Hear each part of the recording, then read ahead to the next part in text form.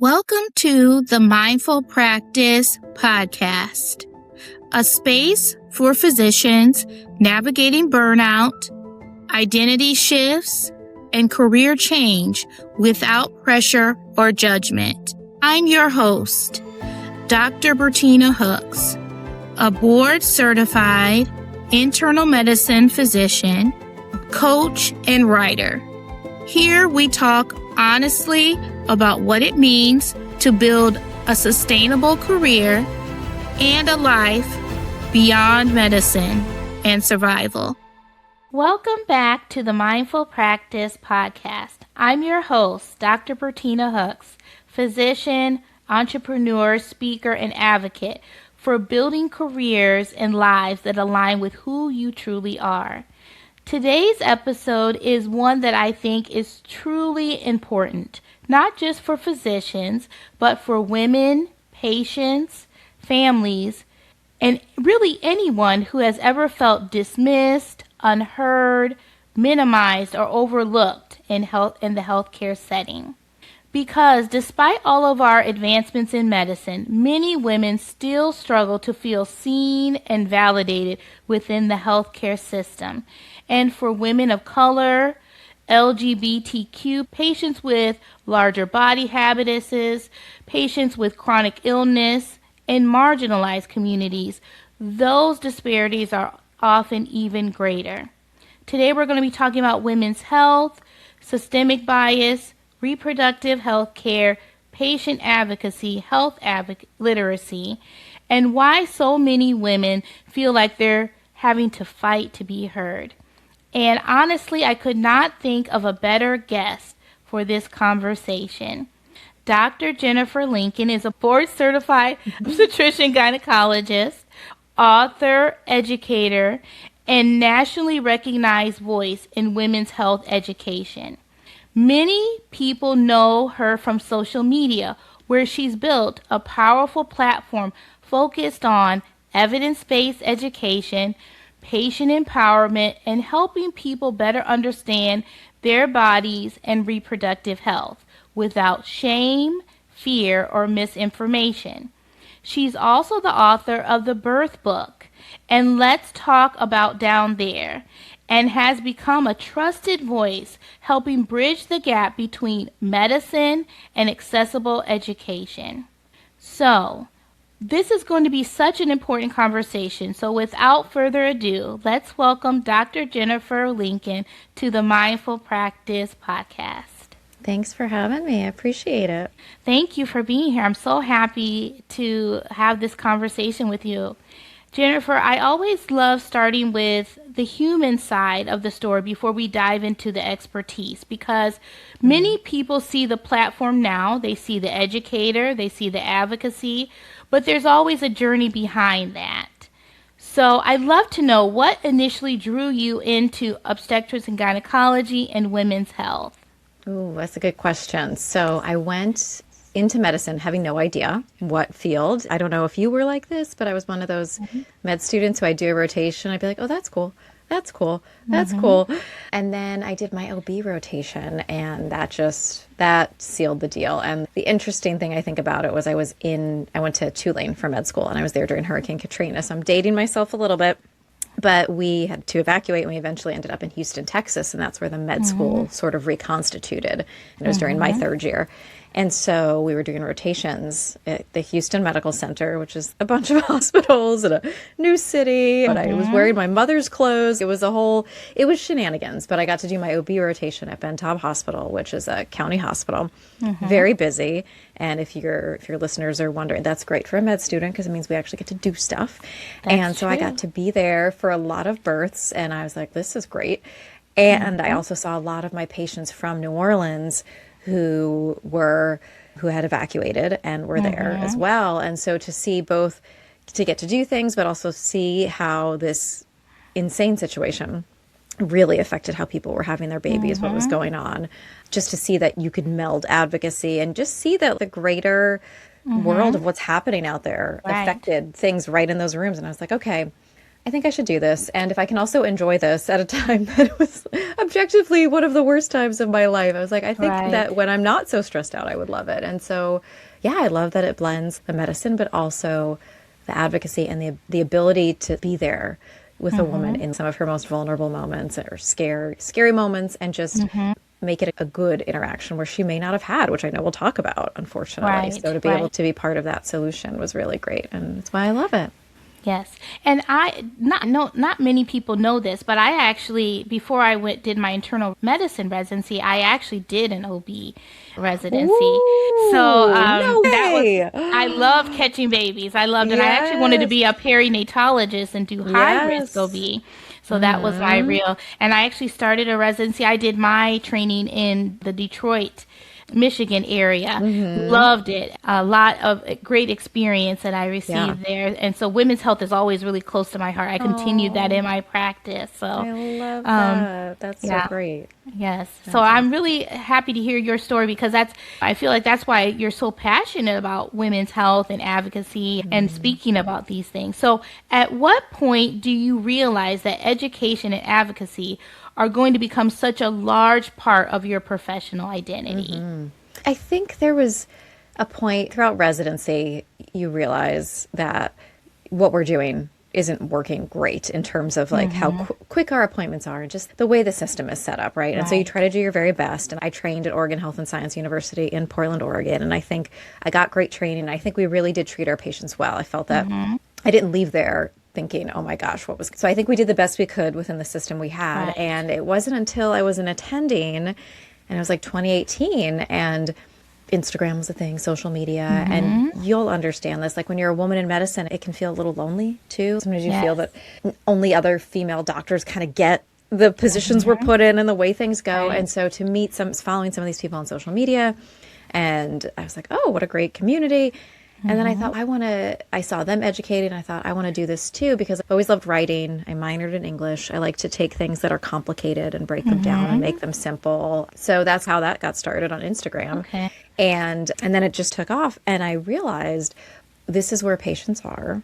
And this was even before so much of the misinformation, which I feel like now we're in a completely different landscape. But people are here. We can educate in a way that maybe isn't even giving them what they're getting in the office because they're too afraid to ask, or they feel ashamed, or they're worried. So how can we give them information in a place that feels comfortable, in a way that they can understand it and build some of that trust? And then when they do go into the clinic, they can feel a little, oh, I can ask this. Yeah. And I think we see then the pandemic happened and it took off, and now lots of people do. But in the beginning, it was definitely like you're talking about what on Instagram? I know, but trust me, it's what we need. And it also goes to my background of going to Catholic schools my whole life and just not getting sex ed. And so a lot of the information I was sharing was super basic, because I was like, I wasn't taught this. And now people are out there, and they might be having the same questions, and they can't ask whoever or feel too ashamed. So they're coming here to get these answers. So how can we break that down? And it's been really satisfying. Yeah. That's great. And you've become known for making women's health information accessible and understandable. Why do you think so many women grow up disconnected from understanding their own bodies and reproductive health? Yeah, because we're told that we're not supposed to ask, right? And maybe you're not even explicitly told it. I don't know what your situation was with sex ed, but if it's not talked about, then you're told it's not important. Or if it is talked about and it's only about, here's how your body is dirty or shameful, and if you even think of asking these questions, oh my goodness, how dare you? So it's implicit. It's almost explicitly told to us in school, and then you live in the world of the feminine hygiene aisle. We could talk all day about that, which is basically saying you're dirty and we need to fix it. Then you add on what people see on the internet and what's considered beautiful. So we're basically told you're not worth asking these questions, and if you do, something's wrong with you. Nobody else is asking these questions, but yet, guess what? Everybody is. Everyone is. And I think that my mother talked, I think when I had my first period, when I went through menarche, my mother was like, oh, you're a woman now. And that was it. She didn't teach me how to use a tampon. I think she took me for a tea. And I was like, okay, I guess I'm indoctrinated with knowing about my body. And I think that experience for me and having experience in women's health I went the opposite with my daughter, where I talk about sex and her body all the time. Oh, and she's I have kind of same. Like, and she's like enough, Mom. Stop. Because I think I've overcompensated for the lack of education. But she will thank you one day, and her friends who are not Yes. getting right. You know, with your training, the data is there. It's good to tell them. And yeah, I have two boys, and they learned about this stuff in sex ed or at home, or you've got the stuffed animals or the clitoris thing, and they're like, "Oh yeah, that's the clitoris. Whatever. What's for dinner?" Like it's not. I don't think I was ever told what the signs of a period that were too heavy were, right? Or too painful. It was just the basics, And you're a woman now, which means you can get pregnant, so don't you even look at a boy. That's really what that meant. That's all it meant. That's really what that meant. Yeah. And now I'm talking about my daughter. And my daughter and I talk about sexual identity, orientation. She's just, Mom, enough. I But never got any of that. But I really feel it's important conversations to have, and I would rather her come to me and feel comfortable coming to me about it as a woman, as a physician, than getting false information out there. I think I remember reading, "Are you there, God? It's me, Margaret," and that's how I learned how to use. I remember I guess they talk about sanitary napkin.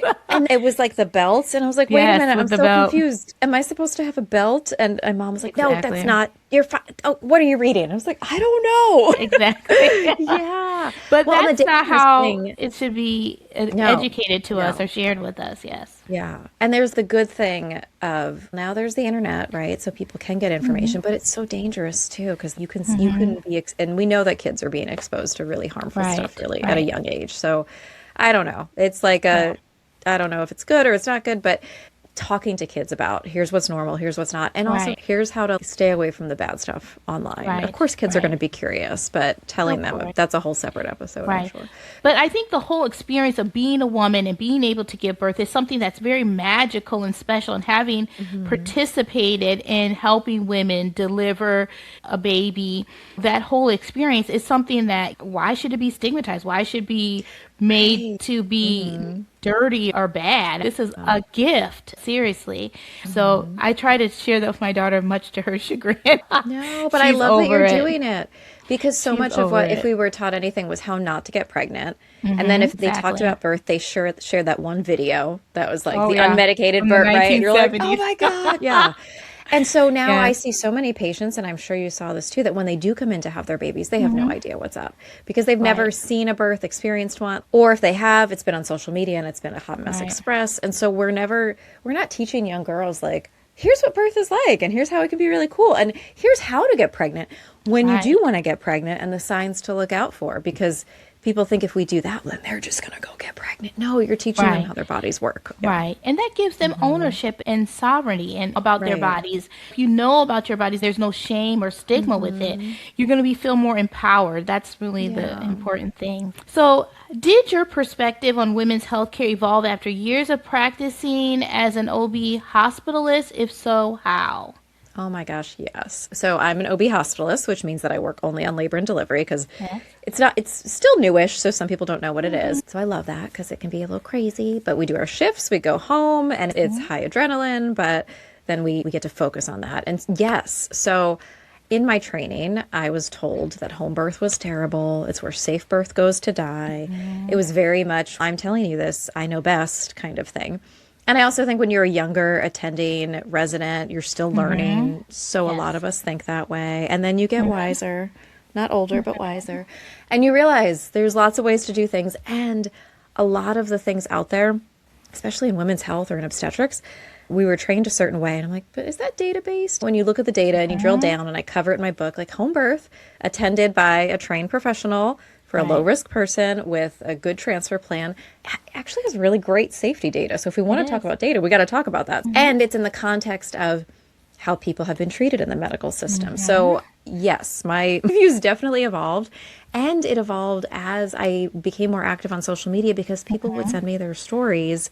And I'm a little bit biased because I work in a place where I think we do a really great job of listening, and we are a really great team. I wish if everybody had the kind of care that we provided in my hospital, my unit, our country would be in a much better place. But to see what people are experiencing still in 2026, I get it. And so I get why people feel a certain way or make a certain choice. So I think that I learned to listen, and I learned to rethink how I was trained.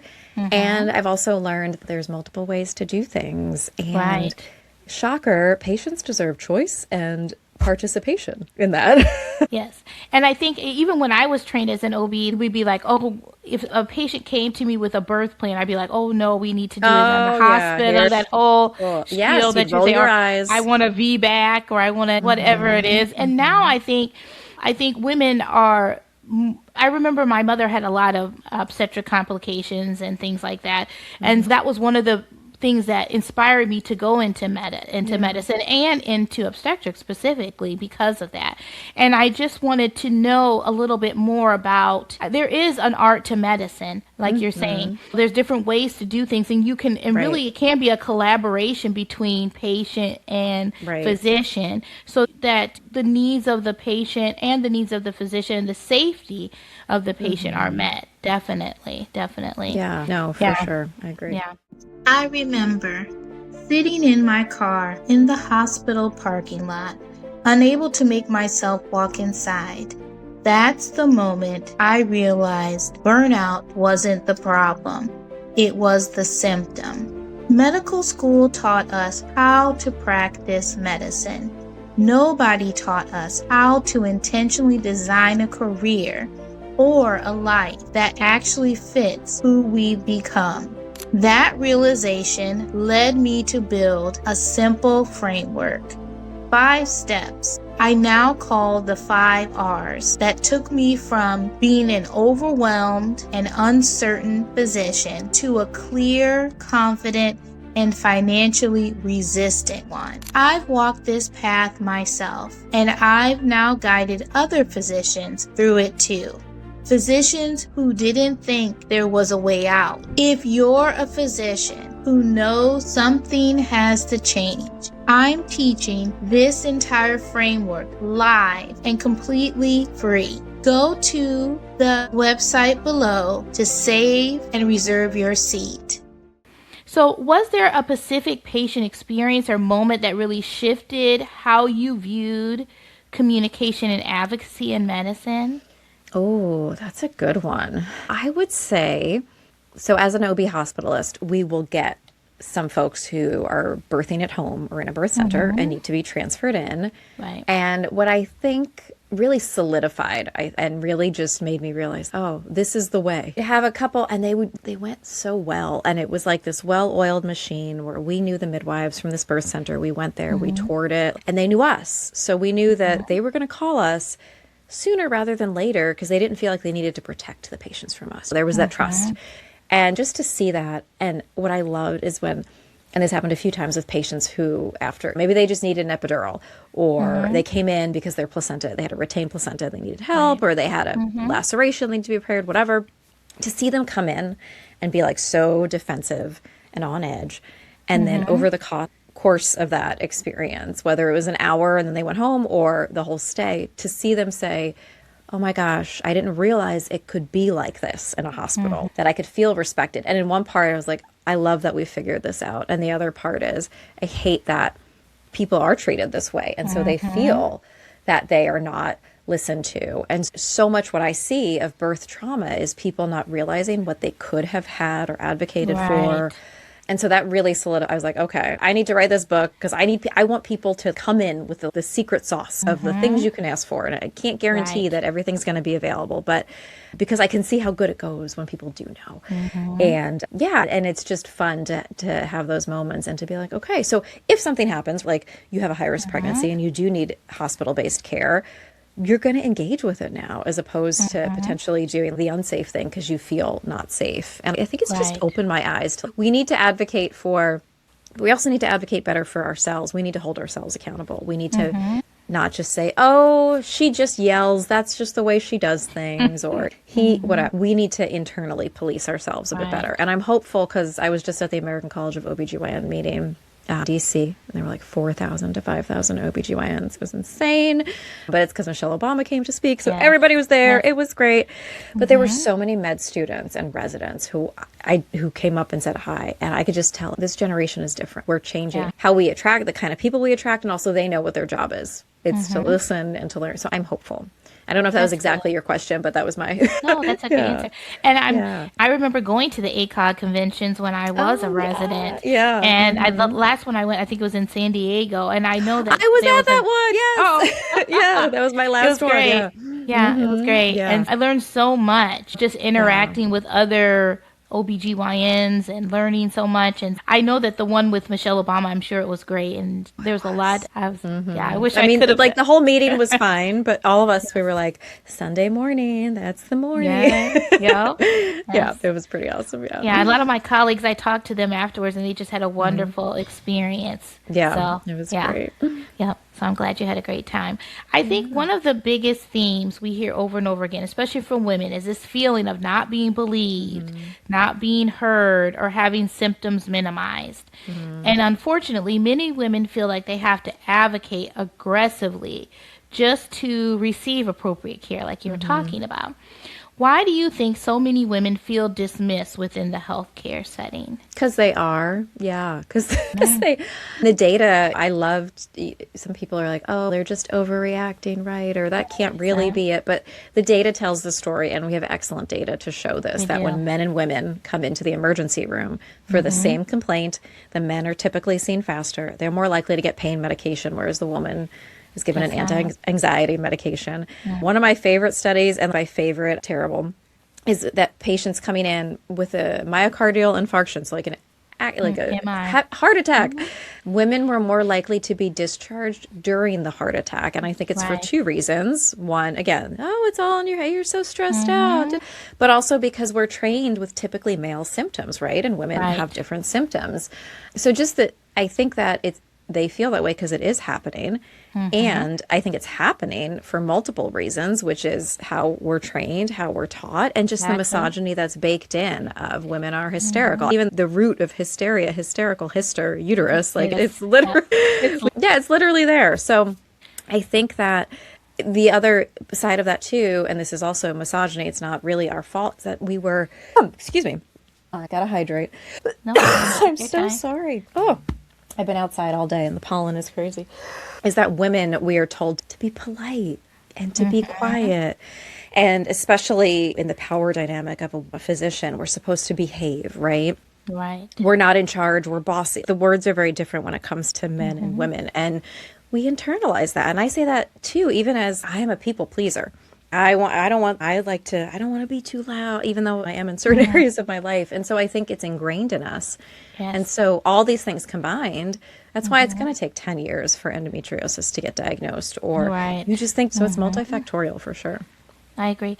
And we hear terms now like medical gaslighting. What are your thoughts on that phrase? And do you think patients are responding to a very real experience? Right. I think that somebody could have actually gotten great care, but they felt dismissed or gaslit, not because they didn't get the right care, it just wasn't communicated to them. And I always tell my med students and my residents that I don't care what you diagnose, but if the patient doesn't understand it and doesn't feel heard, you did nothing for them. Even if you technically fixed the problem, you prescribed the right drug, like if they go home thinking you didn't do anything, then you didn't. So it could be that they got the right treatment, but how it was communicated. Or it could be that they truly were. And this blows my mind because I'm like, how is this happening? But then I see, and people are recording things, and you see it of, I said this happened, and they said, oh, you're just tired. And you're like, what? So it is happening. And I don't want to say that every doctor is screwing up. There are great doctors out there. And we're also working within a system.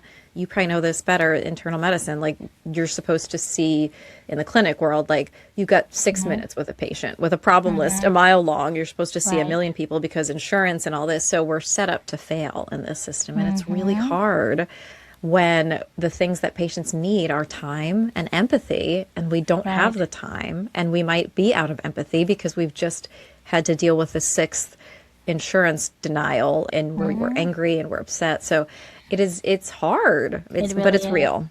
And I think part of the patient experience is being validated, right? Validation is so important. If we're treating patients in their most vulnerable situations. And so that's the part of medicine that I love, that human connection, right? But at the same time, sometimes things are not ideal, so that we really can focus on that. I think is important. Yeah. And I wish that medical schools and the admissions for medical schools and residency, could we please not focus on whether or not you can do physics well? Because guess what? You're never going to use it unless you're in interventional You're radiology. never going to Communicate. Could you have a personality and be able to be empathetic? Because people probably don't believe us. So medicine isn't hard, right? You memorize facts, you learn patterns. It is the seeing people and the making somebody feel valued and sitting down and being like, we need to go further here. And that can be really hard to teach some people if they don't have that skill. And those are not the people who should be in medicine. When there are really great people who maybe they didn't do so great on their MCAT score or what have you, but they're phenomenal human beings. That's who I want in the med school class. Yes. That's who I want to be my doctor. Exactly. Yes, I totally agree. Yeah. I totally agree. In your experience, how do bias and assumptions show up in women's healthcare? And this could include like racial, socioeconomic, weight bias, or even assumptions around pain tolerance and emotional expression. Yeah, all of them. Yeah, I think it compounds, especially in women's health, because all of these identities, you come in. So let's say you're coming in to have a baby and you look a certain way and your body's a certain size and you maybe come from a certain ethnicity or you speak a certain language. We already start to think things about people. And this is like, you just have to admit it. You can't be like, I don't. Of course, everybody does. It's the way that we are. It is, we have patients who I'm in Portland, Oregon, and we have Intel close by. And when I hear somebody works at Intel, I'm automatically thinking, oh, they're an engineer and they're going to ask me, when exactly is my baby cut? And I go in and we oftentimes will joke about it, but that's a bias of this is that. Or if somebody's having their sixth baby, you automatically are like, what's up with that? So these things are real. And it doesn't mean you're a bad person for having them. It means that you've lived in a world where you've been handed these biases, but what do you do with it? And I think that the thing we need to realize is that the person you're walking in the room, like they know that too. And I think there's no better example for, you brought this up, which I love, because I think it's one that we don't talk about enough in medicine, is like weight bias. So somebody, and I think about it, especially in obstetrics, let's say we're trying to find a baby on the monitor and we have to put monitors on, or we're doing a C-section, and it's very clear that weight in a certain area can change how we need to do things. That person is acutely aware. And if you do not treat them with some sort of respect and normalize it and just, you're like, this is my everyday, as opposed to, oh my God, like they know that. And so why would you put that on them? And I just think that's like such an obvious one. But the other one is race. And thankfully we're talking about it more in terms of the differences in mortality and morbidity. And what I but what really stopped me in my tracks, and I think this is something great for patients who are Black or brown to consider, is there was a patient who came in and one of her intake form was like, what's the one thing you want me to know about you? And she wrote, I know that I'm Black and I know that can affect the care, especially in childbirth. And I want you to know that and help me get the best outcome. And I was just like, she just put it down. And they're like, she knows this, I know that. But like, it was just a great starting place to be like, okay, I get that. And not that you should have to. And when I put this in my book, like we can know all these things and we can be really pissed off that we have to worry about it. And how do we make sure we're not missing something or doing something? Yeah. And I think a huge thing too is that we need more people who are diverse in all of these representations. In medical school, in nursing school, in all of these ways, as doulas, because we know that congruency helps people feel more comfortable and gets them better outcomes. The data supports it. Again, I love the data that shows this. So all of these things matter. And representation does matter. That's why DEI in medicine is so important. Because even myself, as a woman of color who's a physician, I work in Texas, which has a large Latino population. And I've learned some things about the culture as far as mistrust of medical professionals, maybe their perceptions of pain and other things. And so it really, every culture, every ethnicity, every group has different perspectives on medicine, and they want to be treated equally. We want equity in medicine. We want inclusion, and we want to know that everyone's information matters. Even myself, when I think about when I had my daughter and I was pregnant, I was concerned about, would I have adverse outcomes, right? As an educated physician who knew what could happen. And those things matter because women of color, I think especially Black women, continue to face disproportionately worse maternal health outcomes in the U.S. I think Serena Williams talked about her experience. I've had other women talk about their experience. Like, why do you think these disparities persist even within a modern healthcare system? Yeah, I think that's a great question because Serena Williams comes up all the time. And you're like, if she can't be listened to, then what hope do I have? And I find I'm just like, it makes me feel like, what can we do for the average person who is not a champion like her? But I also think it highlights the truth, and it is not a fake problem. And I think we are in a time where DEI has become a dirty word. And I think that we need to acknowledge that the data shows that when people are cared for by somebody who looks like them, who understands their cultural background, they do better. And it's not just because I'm going to give this person better care and this person worse care. It's because they understand those tangible things that you're like, something's not right, or you're going to let down your guard now because you can say something to me. And I think that the solution and this idea that DEI somehow means that certain people get denied admission and people who don't belong there do. No, it's that people who do, but for other reasons, couldn't get there. And I think anybody who doesn't believe me, there is a problem when only 5.7% of doctors are Black and 2% of them are Black female, that females who are Black are doctors. And that is not representative of the population. And so there's a reason that more people aren't there. So this is about equity to get people there who should be. And historically, it goes back to Black medical schools being shut down because of the politics of the time. So it is just about getting things back to where we know they could be and should be. And it doesn't mean that we're doing this because somehow people who don't belong there do. Absolutely they do. And our patients want that. And I'm lucky I practice in obstetrics. I don't think people have doulas for when they come in for their blood pressure medication checks or things like that. But maybe they should have patient advocates. But we have doulas, which are support people, non-medical. And that can be a really nice way to have somebody there who is part of your support team if you can't find the person you want or somebody who looks like you.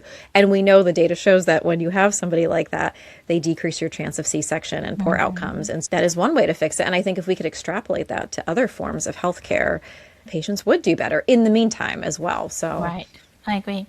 What do you think physicians sometimes fail to understand about the lived experiences of marginalized patients? All of it. Yeah. And this is another great teaching point that I'll give lectures to med students and we'll talk about things. I'm like, great, you diagnosed their diabetes. Amazing. You prescribed it. Or their Lovenox. Did you make sure that they knew how to do their injections? Did you make sure that they could pay for it? Do you know if the closest pharmacy is on the bus route if they don't drive? And you just think about how hard people work to come see us in a system. And when I think about pregnancy, where the opposite is, in so many other countries, the midwife comes to you and it's so much easier and you're given paid leave and you're supported so that you can actually show up for your postpartum visit to get your IUD placed. So much of what people forget is that when they're with us for 15 minutes, that's great, but they live within the world and the community they come from. The real world.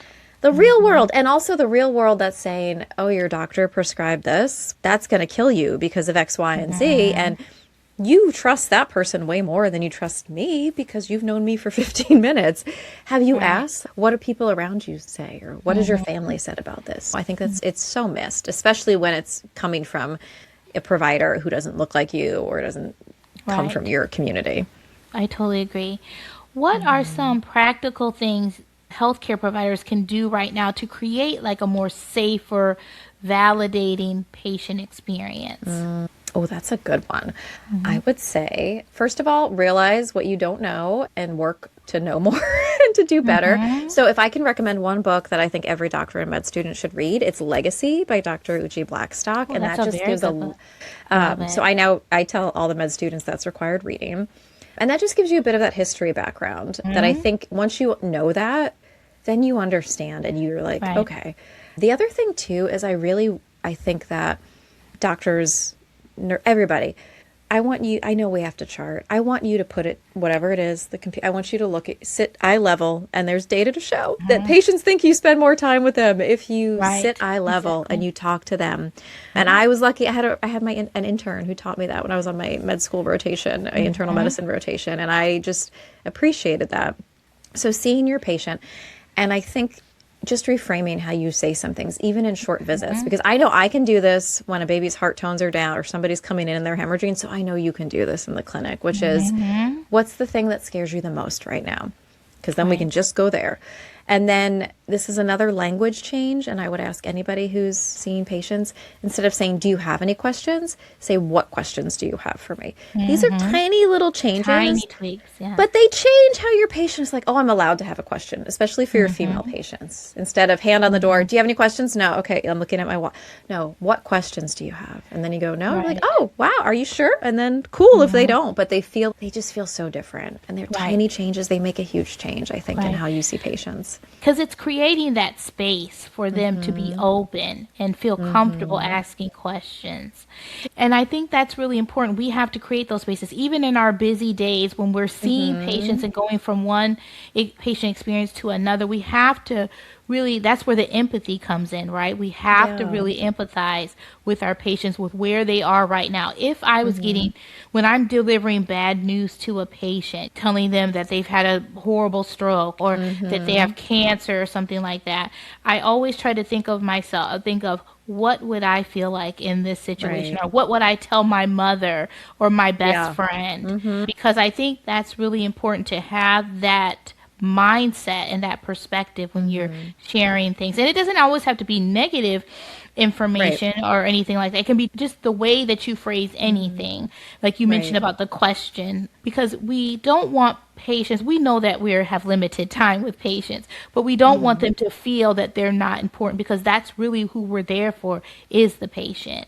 Right. So, and in doing some of these things too, it actually takes less time, especially because I just remember as a resident, like I go off on this birth control tangent of these are your options and blah, blah, blah. And if I had just asked, what's the main thing you're worried about? And we could zero it. It really does save you time. It really does. And I think what's difficult is that many women begin to internalize these experiences. They start questioning themselves, their pain, whether they're overreacting like we've talked about, whether they deserve this care. And then that really starts to erode the trust that they have in the healthcare system and in physicians themselves. And that's our main role, is to ensure that trust and rapport with our patients. What if the career you work so hard to build isn't the career you have to keep forever? If you're a physician feeling trapped, not because you're not skilled or dedicated, but because no one ever taught you there were other paths, you're not alone and you're not stuck. I'm Dr. Bertina Hooks, and I created the Phoenix Physician Freedom Blueprint, a 5-step framework physicians are using right now to move from burnout to clarity, purpose, and financial freedom. This isn't a theory. It's the exact roadmap I use to rebuild my own career. And it's already working for physicians who felt exactly like you do right now. Clarity, confidence, financial resilience. Join me live for free, and I'll walk you through the entire framework. Register now at the website listed below for the free live masterclass. So one thing I really admire about your platform is how intentional you are about education.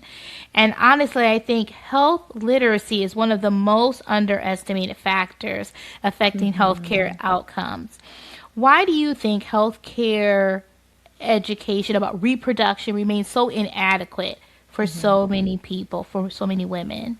Yeah, we're just not given the language. When you get no sex education, or what you get is incorrect, and in sadly a large number of states, there's no law that says that the sex education you deliver has to be factually accurate. So you could be taught completely untrue things. And so when you don't have the language to describe a symptom, then you don't know it's not normal. And this really, I think, happens a lot with female issues, whether it's bleeding or fibroids or infertility or pain with sex or libido.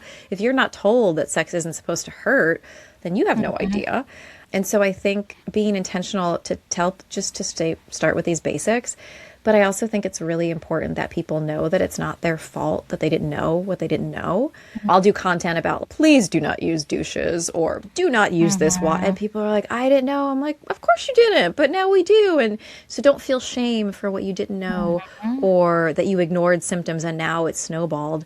How could you have done any better? And that's not on you. And I think also, as women, we're like, I just feel like I can't believe I'm a mom and I have 3 kids and I have to deal with this and I put myself last. I just would love women to think, what would you tell your best friend? What would you say? Would you beat yourself over the head? No, talk to yourself as you would talk to your best friend, as your mother, your sister, and prioritize yourself, even though everything in the world is telling you're absolutely not supposed to. But it's just when we're not told or we're made fun of for asking those questions. And I feel for people who have seen doctors and been dismissed. They're like, why should I try harder? I'm like, I know, but you're worth it. And here's some tips for how to find the right person for you or to find somebody who's respectful. Yeah. And I think also we as physicians want to have that experience with our patients. We want to have that time and energy with patients so we can really educate. We are educators, we are leaders, and we are experts in medicine. And so we want to spend that time, but I think the system, the way it's designed, we have so much limited time. And so I think that's why a lot of people are expanding into different types of ways of practicing medicine, maybe DPC or concierge, where they can practice on their own terms and really spend that time with the patient. I just did a great interview with 2 OB-GYNs that have started their own telehealth practice out there in the Northwest, and they are spending a lot more time with their patients and being able to educate them about menopause and different things that they wouldn't necessarily be able to do in a traditional practice. And that's that balance. We want to spend time with our patients. I don't want to do paperwork all day or do prior authorizations or things like that. Those things are necessary for patient care, but they're not what really drives us in medicine. Right. It makes us want to stay in medicine.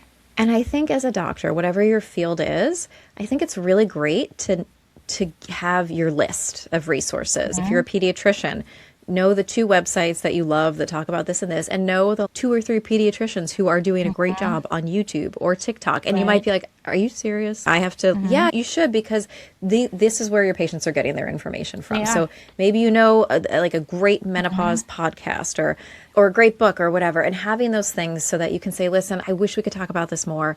We don't have the time in this appointment, but I want to give you this resource. Can you have a look? And if you still have questions, let me know or whatever. And then if you're like, I'm going to start a Substack newsletter because I want my patients to have great information or whatever it is, because if you love to write, there's a great way that you could do that. And then some of these things you can turn into other income streams, not to say that it's because you should get paid for what you're doing. So there's ways to also do things and engage and create content that is serving 2 purposes. And I think that's great. Right. That is great. And do you think social media has helped close healthcare knowledge gaps, or has it also created some challenges? I know. On the day. Oh, I won't even get into it because it's going to make my blood pressure go up. So hour to hour, I'm like, social media is great because we reached people and told them about this. And then it's horrible because this went viral and it's total garbage. So the answer is I don't know. But I think that overall, having more access to information is always a good thing. But we need to teach patients how to look for the good, how to recognize the bad.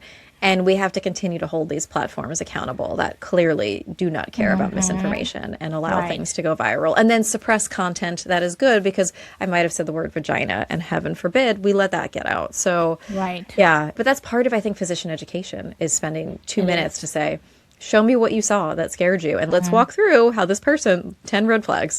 Right. Because I do think that those conversations need to happen, because people are getting, my daughter comes with me with so many questions or things on social media, and I'm like, this is false and this is true and here's why.